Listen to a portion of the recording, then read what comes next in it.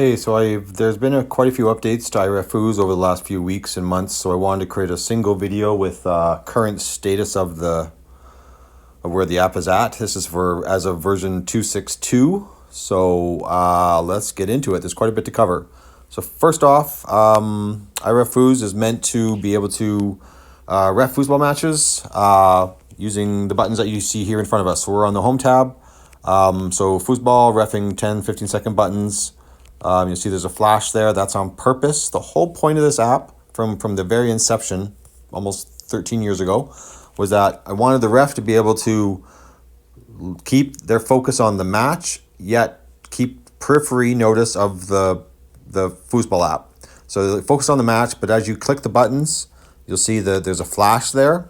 So that would let the ref know I've clicked the right button, because there's little feedback. There's not an actual tactile button. It's just a screen. But I also can go to the settings and turn on enable haptic feedback, and then I will feel haptic feedback as I press those buttons. So and I'm feeling that in my hand. So that's the first thing. You want to be able to keep your focus on the actual match, and but still have faith that you're pressing the right buttons. All the other buttons there are keeping score. As you notice, as you keep score, it's the keeping track of whose serve it is. That little serve arrow is changing. If you make a mistake when you press a goal button, just hit the little minus. It'll keep track of timeouts, do a 30-second countdown. It'll keep track of resets and reset warnings. So for example, if you're on a 15-second countdown timer and this team resets, it resets the 15-second countdown timer for you.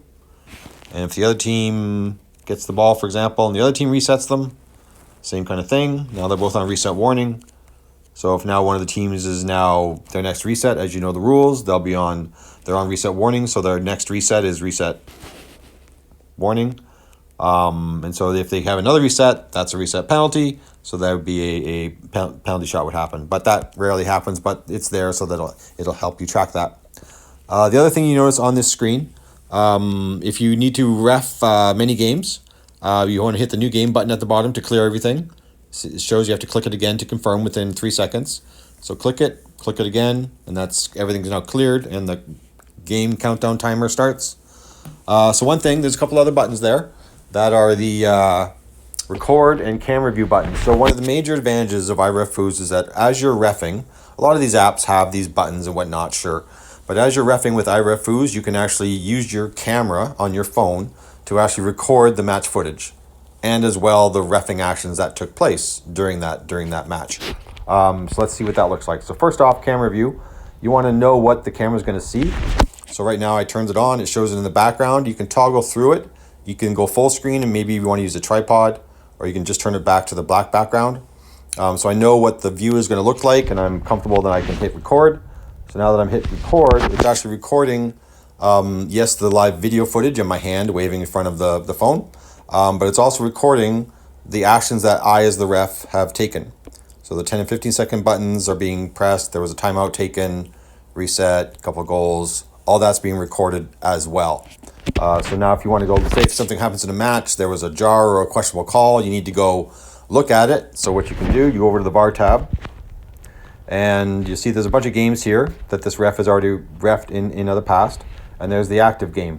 So there's the active game that'll keep track of all the various video clips that you might need to capture within a given game. But then you can always review the latest. So there's a review latest button up at the top. And hit record to show you recording the most recent video clip that you've captured. And then you can go review it. You can go look at the footage. From a review standpoint, a couple of interesting things to know. You can use the scrubber here to find where it is. But then you can use it very slowly to go frame by frame, in case you want to see exactly, did the ball go in the net, did the ball hit the man, whatever, frame by frame. As well, you can also use the playback speed option and change the playback speed. Maybe you wanted to go very slow, watch it in slow motion. So those are some review tools. Really, if you want to get fancy, you can actually screen share. If you want to screen share this video up to a larger screen. Don't know why a ref would ever want to do that, but that's just what came with the controls by default. So you see, as I'm scrubbing through, you see the clock. Let's play it, a couple of goals. All that's being recorded as well. So all that game actions that the ref took, the goals, the timeouts, they're being shown in context of when that happened.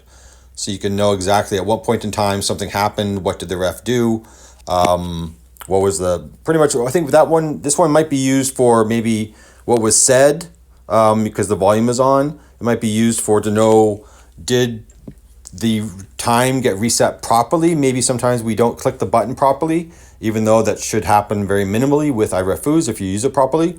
But sometimes we forget to hit the button, and maybe we called time when we shouldn't have, so we can go back and look. We can go back and look at jars or resets and things like that. So you can lots to review, lots of reasons to go review. So that's all the review stuff. So now, say for example you've made that one review, you can go back to the home tab and continue to ref. Now, the record button has now stopped again. So every time you leave this home page, the record button is going to stop automatically for you. So you need to remember to turn it back on. I might change that setting in the future, but that's the way it works now. So now it's recording again. It's creating another video clip. Say I stopped it. Say I need to go look at the rules, for example, and we'll get into the rules. Need to record again. So now I have a few different video clips on the go here. And we can go back to our library and see what that looks like. So now there's the video clip with still the same game. We're still inside the same game, but now there's 3 video clips within that one game. And if I wanted to play this whole game as is, it'll actually, when I hit play, you'll see it's orange there. So the play orange button means that it needs to merge those video clips together before it can play them for you, which is actually, it's pretty quick.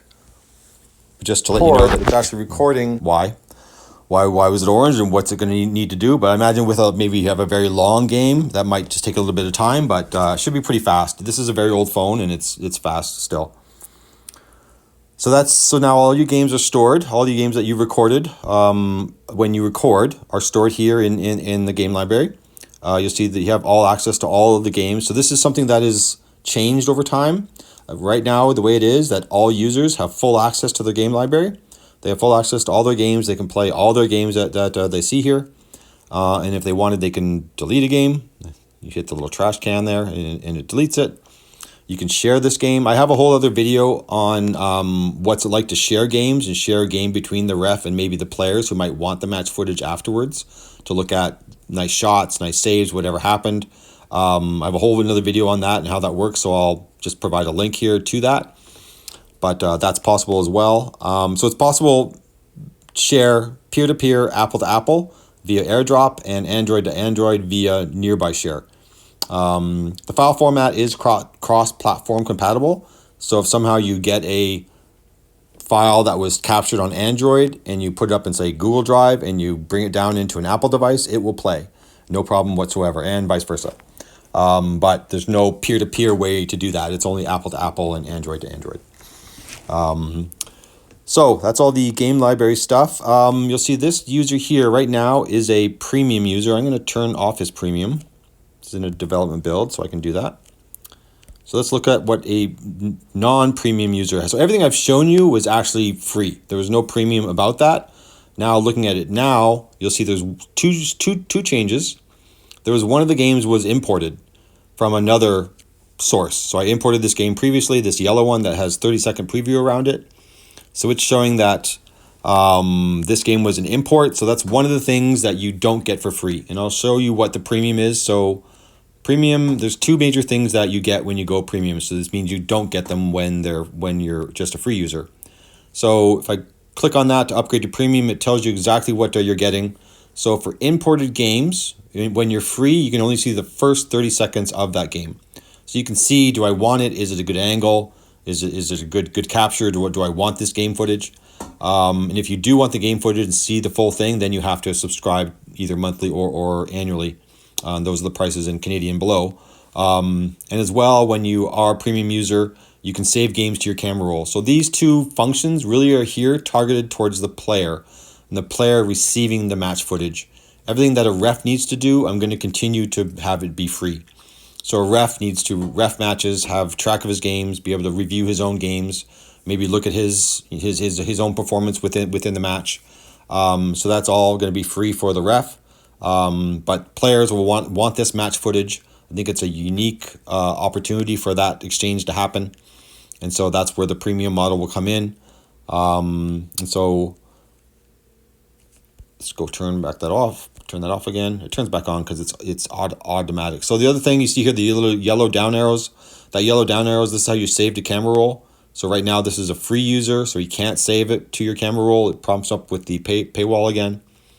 Now a 30-second preview, what that looks like. So it is a minute 34 long game, but if you play it as a free user, it actually only makes it available 30 seconds of it. So there's only 30 seconds there available of this game, where really the full game is a minute 34. So actually, let's go turn that back on. You don't have that little premium status in the settings. That's just me for development builds. So now that I'm a premium user, I can go view the full imported game. So let's go look at that, maybe because I know in this game there was a nice thing that happened at the end. So this is like a minute and 30 whatever in. Player can preview this. It's got the countdown timer.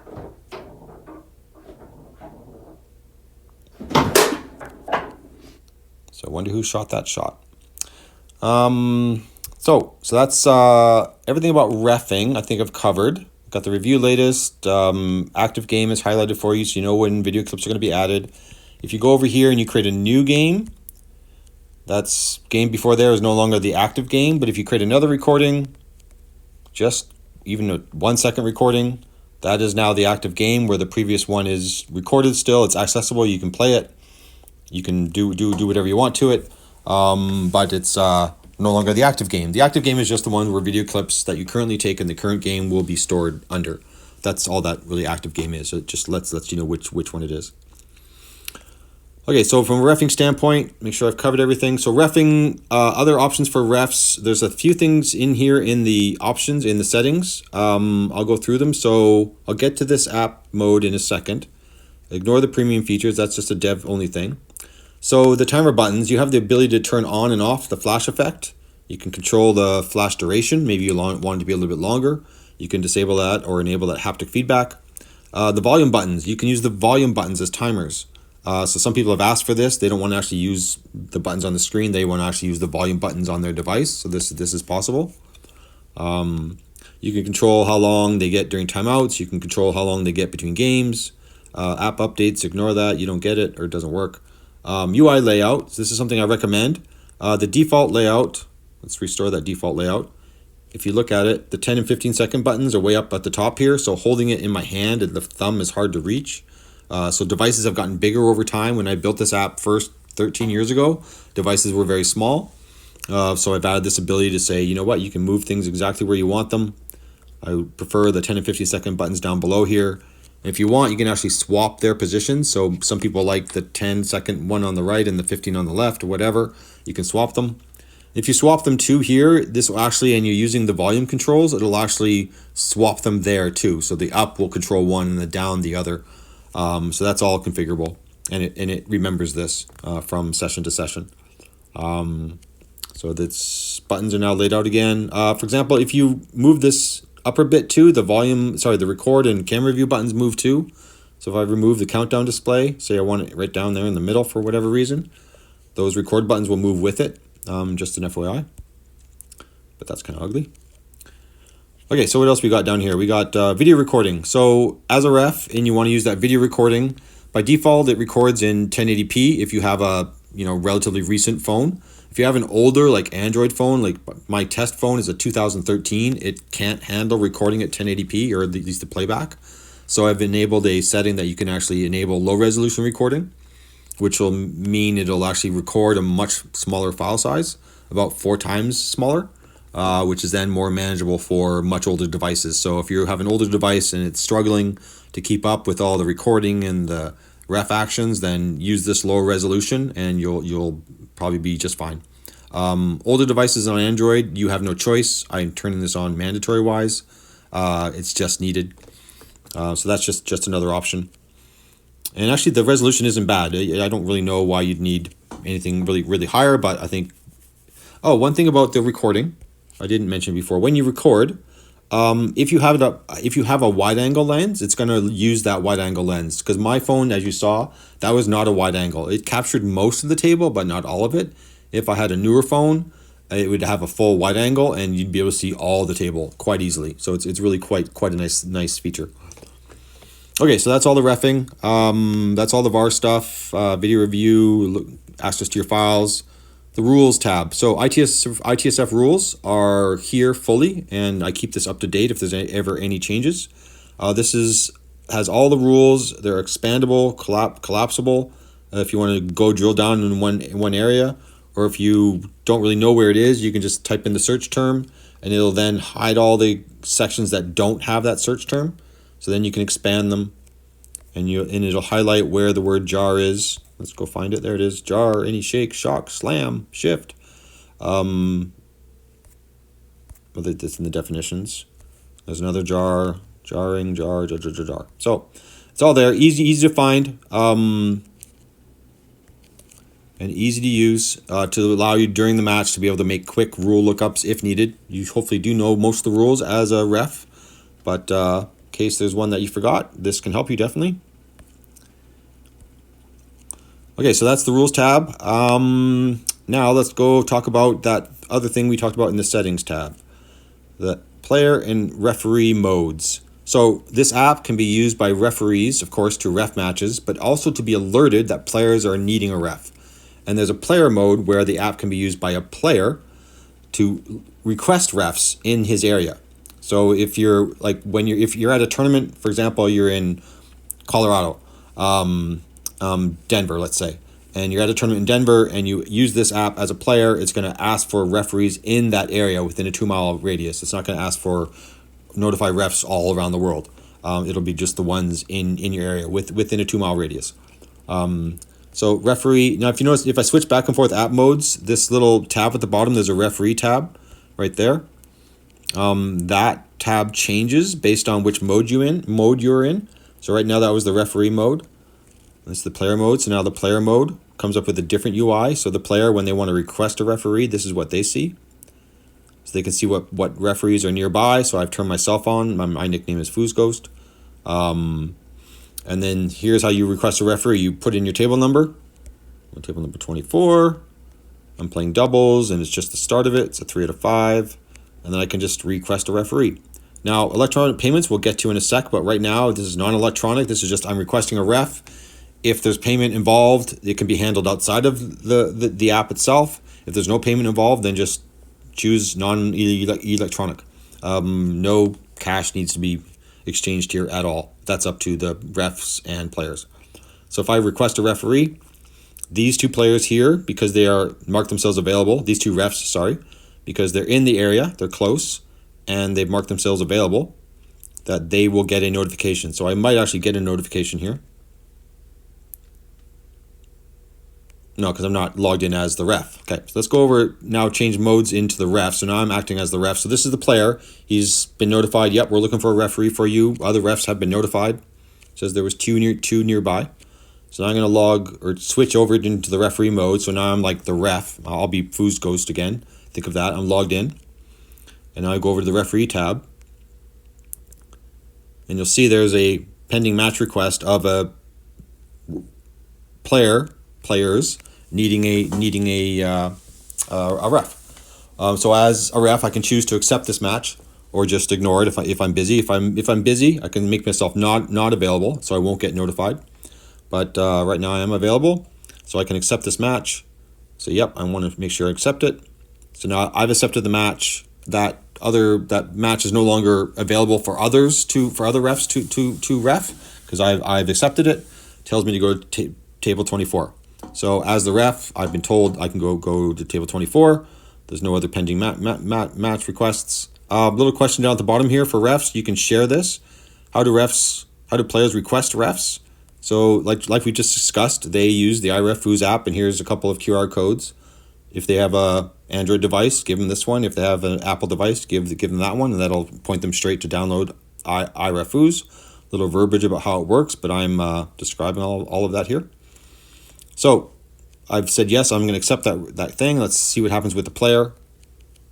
Now the player on his side, what does he see? He sees that a ref has been found and that they're on their way. So there's constant kind of updates status-wise on both sides. So say, for example, the ref showed up, match happened, match done. and the player is like, yep, ref did a good job, you can give him a thumbs up, and the match is complete. So talk about that electronic payment part. Let's go back to the referee side. This is why you have to log in as a ref.